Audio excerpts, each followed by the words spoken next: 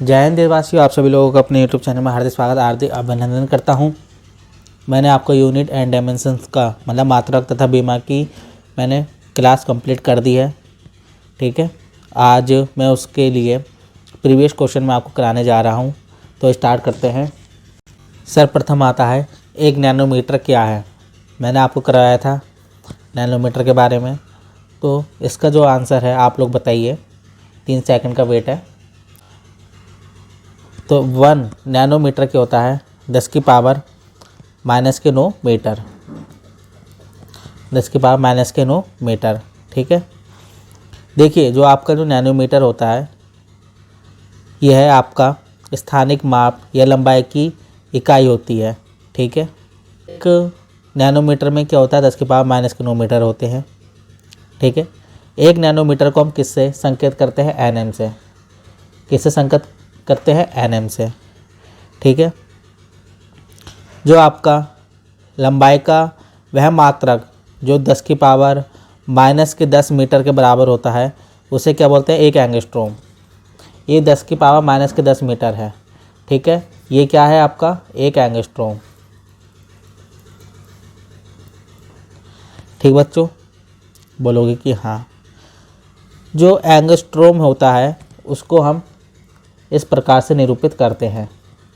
मेरी बात को आप समझ गए? बोलोगे कि हाँ। अब बात आती है 1 पिकोग्राम बराबर होता है। तो आप लोग इसका आंसर दीजिए कि 1 पिकोग्राम बराबर होता है। देखिए जो आपका 1 पिकोग्राम होता है वह आपको होता है 10 की पावर -12 ग्राम आपका होता है। मैंने आपको करवाए थे योक्टा, जेप्टो, एटो, फेमटो, पिको। ठीक है, तो आप इस चीज़ को आप ध्यान रखिएगा। अब बात आती है कि 1 माइक्रोन किसके बराबर होता है? 1 माइक्रोन किसके बराबर होता है? इसका आंसर बताइएगा। 10 की पावर -6 ग्राम या 0.001 mm या 1 किलोमीटर या 0.01 mm। इसका जो आंसर होता है वो 0.001 mm होता है। मैंने आपको कराया था डेसी, सेंटी, मिली, माइक्रो, नैनो, एंगस्ट्रॉम, पिको। 10 की पावर -1, 10 की पावर -2, 10 की पावर -3, 10 की पावर -6, 10 की पावर -9, 10 की पावर -10, 10 की पावर -12 करवाया था मैंने आपको। तो उसमें से ही ये सब है। ठीक है, इसको 0.001 भी बोल सकते हैं या फिर आप इसको क्या बोल सकते हैं? 10 की पावर -3 भी बोल सकते हैं। ठीक है बच्चों, देखिए ये 0.001 है। पॉइंट हटाओगे तो नीचे कितने जीरो आएंगे? 3 जीरो आएंगे। 1 2 3। तो 1 गुणा 10 की पावर -3। तो आप इसको क्या लिख सकते हो? 10 की पावर -3 भी लिख सकते हैं। ठीक है बच्चों, अब आता है 1 प्रकाश वर्ष होता है।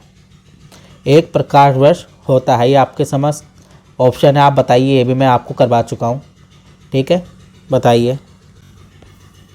देखिए 1 प्रकाश वर्ष होता है 9.46 गुणा 10 की पावर 15 मीटर होता है। ठीक है, जो आपका प्रकाश वर्ष है ये आपकी अनौपचारिक रूप से खगोलीय दूरी को व्यक्त करने के लिए प्रकाश वर्ष का प्रयोग करते हैं। ठीक, अब बात आती है 1 पारसेक होता है। 1 पारसेक होता है, बताइएगा आप क्या होता है 1 पारसेक? देखिए 1 पारसेक होता है आपका 3.26 प्रकाश वर्ष। ठीक है बच्चों, या फिर आप इसको लिख सकते हो कि 1 पारसेक बराबर होता है 3.08 गुणा 10 की पावर 16 मीटर। 10 की पावर 16 मीटर। ठीक, कहीं पर आपका 3.26 प्रकाश वर्ष हो या कहीं पर 3.08 गुणा 10 की पावर 16 मीटर हो तो आपका दोनों आंसर सही है। अब बात आते हैं निम्नलिखित में से कोई इकाई नहीं है। इसमें से कौन सा ऑप्शन है जिसकी कोई भी इकाई नहीं है? आप बताइएगा क्या है इसका आंसर। तो इसका आपका आंसर क्या आया? सापेक्षिक घनत्व। इसकी कोई भी आपकी क्या इकाई नहीं होती। देखिए कोई इकाई नहीं होती, इसका क्या मतलब होता है? जिसमें किसी अन्य भौतिक राशि नहीं होती है उसका मतलब होता है। तो इसका आंसर है सापेक्षिक घनत्व। देखिए इकाई नहीं होती या फिर आप बोल सकते हो मात्रकहीन राशि होती है, इसमें कोई मात्रक नहीं होती। जैसे आपका आपेक्षिक घनत्व हो गया, आपेक्षिक आर्द्रता हो गई, घर्षण गुणांक हो गया, विकृति हो गई, तो आपकी क्या है ये मात्रकहीन राशि होती है। ठीक है बच्चों। अब आता है ऊर्जा का मात्रक होता है। ऊर्जा का मात्रक होता है, इसका बताइए आप क्या होता है बच्चों। तो बच्चों इसका आंसर है डी, सभी। इसका आंसर क्या है आपका, सभी। देखिए ऊर्जा किसे कहते हैं, वस्तु की कार्य करने की क्षमता को क्या बोलते हैं, ऊर्जा कहते हैं। ठीक है, ये आपकी क्या है, ये आपकी एक अदिश राशि है। ठीक है, ये आपकी क्या है, अदिश राशि है। मैं आपको अगले वाले चैप्टर में पढ़ाऊंगा सदिश राशि क्या होती है, अदिश राशि क्या होती है। ठीक है, जो वेक्टर वाला चैप्टर आएगा उसमें आप अच्छे से समझा दूंगा, आपको रटने की आवश्यकता नहीं होती। ठीक है, ऊर्जा का एसआई मात्रक क्या होता है आपका, जूल। ऊर्जा का एसआई मात्रक क्या होता है, जूल होता है। आप मेरी बात को समझे। जो आपका बल की जो बीमा होती है वह आपकी क्या होती है, आपसे पूछ लिया जाए बल की बीमा क्या होती है, ml T⁻⁻2। दाब की बीमा क्या होती है, ml⁻⁻1 T⁻2। मतलब आपकी जो बल की बीमा और दाब की बीमा क्या होती है, दोनों अलग अलग होती है। ठीक है, अब अगले क्वेश्चन पे आते हैं। जैसे मैं आपको बताऊं सदिश राशि, अदिश राशि, देखिए जिसमें परिमाण और दिशा दोनों हो वे आपकी सदिश राशि होती हैं। जिनमें परिमाण होता है लेकिन दिशा नहीं होती। ठीक, आप ऊर्जा लगा रहे हैं, ठीक है, आप एनर्जी लगा रहे हैं, क्या एनर्जी में कोई दिशा होती है क्या, नहीं होती ना।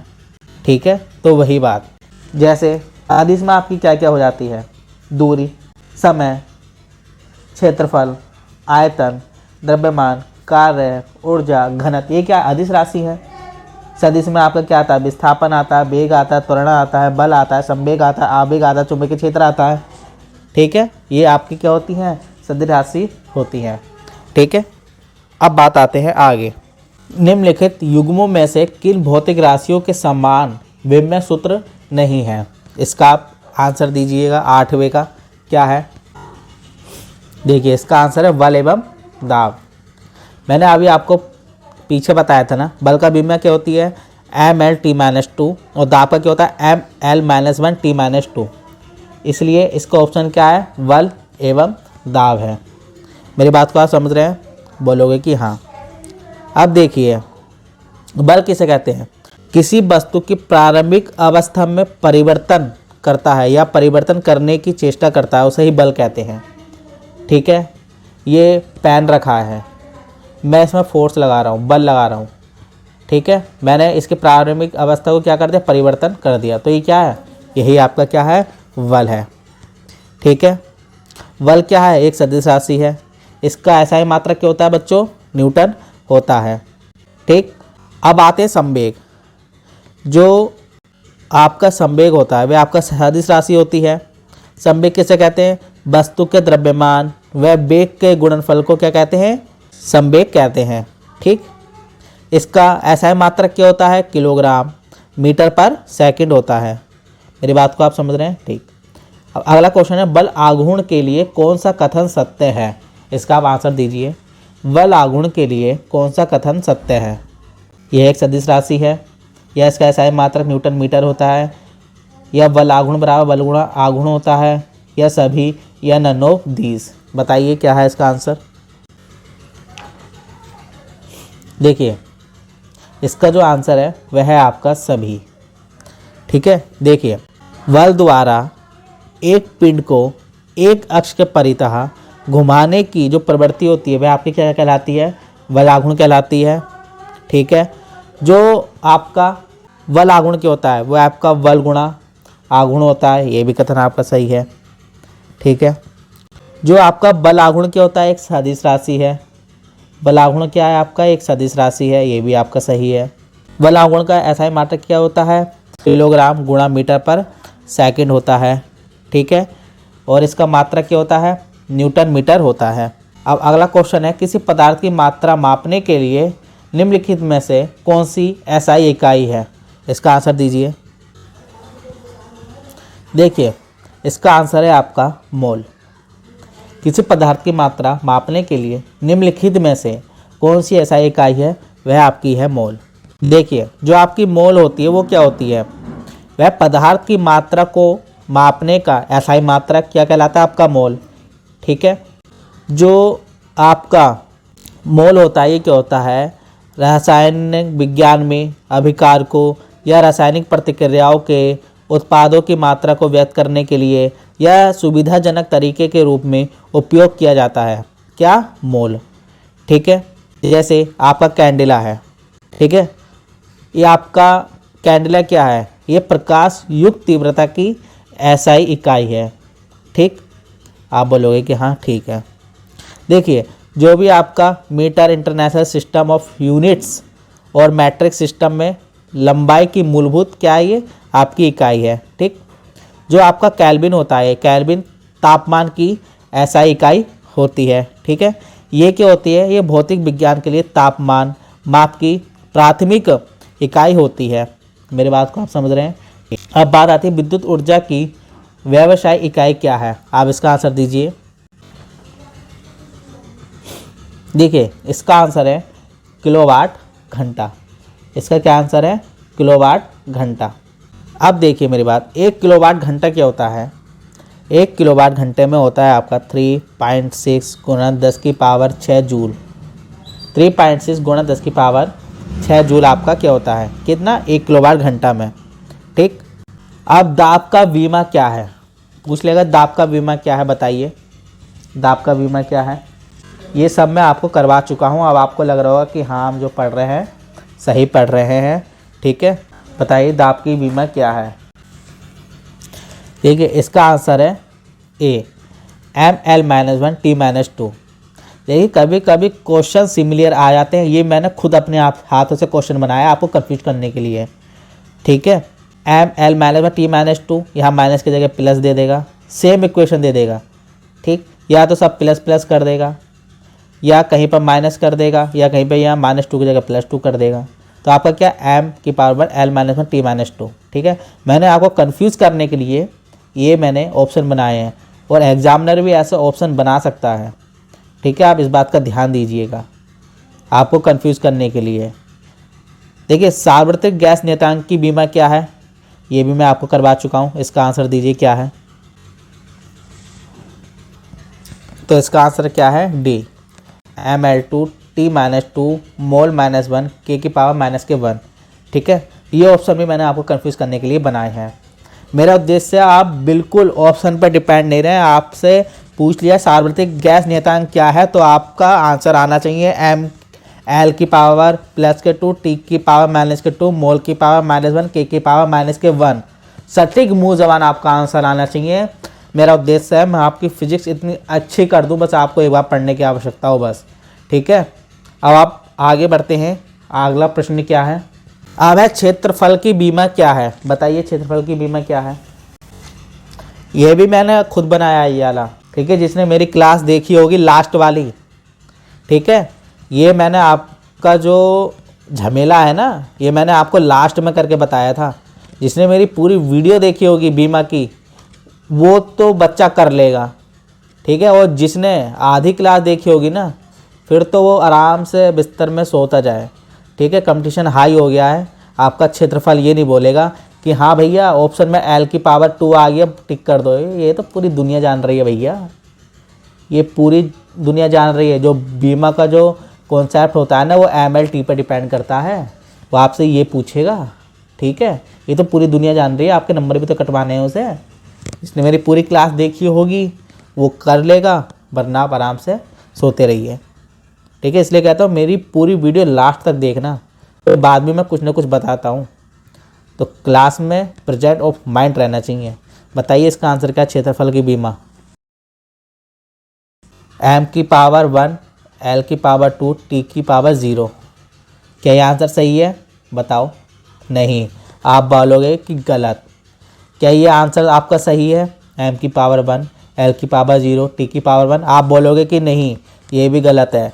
M की पावर 0 L की पावर 1 T की पावर 0, क्या ये सही है? नहीं, ये भी गलत है। हमारा आंसर बचता है ये M की 0 L की पावर 2 T की पावर 0।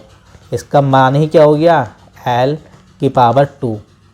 जिसकी घात 0 उसकी वैल्यू तो 1 ही है ना। 1 गुणा L² गुणा 1, तो L² ही तो आया। ठीक है, ये आपका आंसर आ गया। और एक बात ध्यान रखनी है, जो भी बीमा होती है बंद होती है। यदि आपसे बोल दी जाए बीमा क्या है, एल स्क्वायर है या ब्रैकेट में एल स्क्वायर है या मोड लगा देगा, तो आपका ये होगा ब्रैकेट में बंद होता है बड़े वाले में। ठीक है, इस बात का आप ध्यान दीजिए। घनत्व की बीमा क्या आप बताइएगा, मैंने इसको करवाया है आपको। घनत्व की बीमा क्या है, ये भी मैंने खुद बनाया है आपको कन्फ्यूजन करने के लिए। ठीक है ये प्रीवियस क्वेश्चन में, लेकिन कंफ्यूज करने के लिए मैंने ये डिजिट अपनी तरफ से बनाई है। ठीक है, बताओ साफ सीधी बात, घनत्व का फॉर्मूला क्या होता है, मैंने को बताया था। सूत्र क्या होता है, द्रव्यमान बटे आयतन। द्रव्यमान का क्या होता है, किलोग्राम। आयतन का क्या होता है, मीटर के क्यूब। किलोग्राम को हम किससे रिप्रेजेंट करते हैं, एम से। मीटर को किससे रिप्रेजेंट करते हैं, एल से। तो क्या आता है, एम एल -3 आता है कि नहीं आता। आप बोलोगे कि हाँ। मैंने क्या करा, इसमें टी की पावर 0 भी ऐड कर दिया, जिसकी पावर 0 उसकी वैल्यू 1। तो आपका आंसर क्या है बताइए, एम एल की पावर -3 टी 0। समझे, यही है इसका आंसर। अब आगे बढ़ते हैं। ल्यूमेन किसकी इकाई है, ल्यूमेन किसकी इकाई है, बताओ ल्यूमेन किसकी इकाई है। आंसर क्या है, ज्योति फ्लक्स की इकाई है। जो आपका ल्यूमेन होता है, ठीक है, इसको क्या बोलते हैं, प्रकाश की मात्रा भी बोलते हैं। ठीक, लक्स होता है, आपने सुना होगा लक्स। लक्स इंटरनेशनल सिस्टम और यूनिट्स एसआई में प्रति यूनिट क्षेत्र में ज्योति या ज्योति फ्लक्स की क्या है, इकाई है। क्या, लक्स जो होती है। ठीक है, जो आपका स्टेरेडियन ठोस कोण की क्या है, ये एसआई इकाई होती है।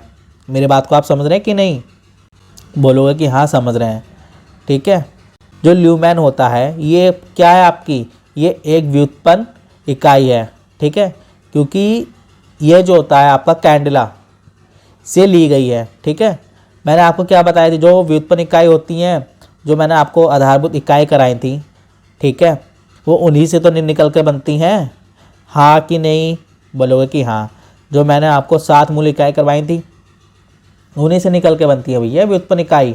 ठीक है, तो इसका आंसर क्या है, ज्योति फ्लक्स।